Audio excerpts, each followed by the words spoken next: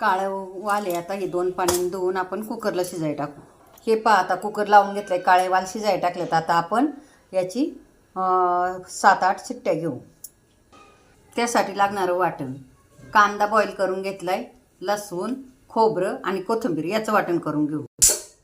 Cooker आपला झालाय थंड. आता आपण काढून कांदा खोबऱ्याचं वाटण तयार आहे आपलं.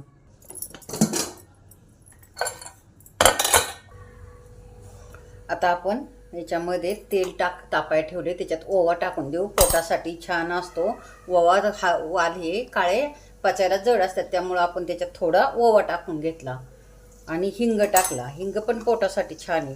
त्याच्यात आता नंतर आपण हळद टाकली आणि हे कांदा खोबऱ्याचं वाटण वाटून घेतलेलं हे टाकलं आणि आता हे चांगलं आपण परतून घेऊ.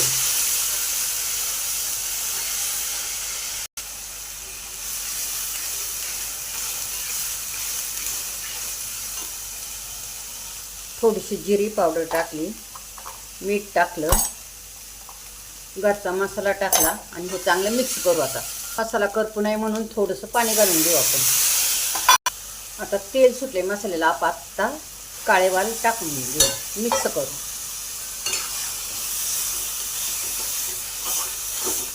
हे आपण वाल शिजवलेलंच पाणी हे टाकून घेऊ आणि आता हे अजून पाणी टाकलं. आता शिजून 1-2 उकळी घेऊ.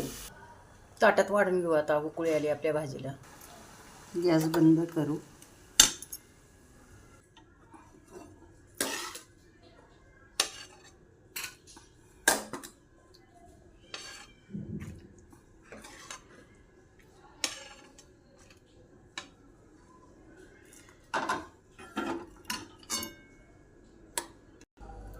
भाकरी,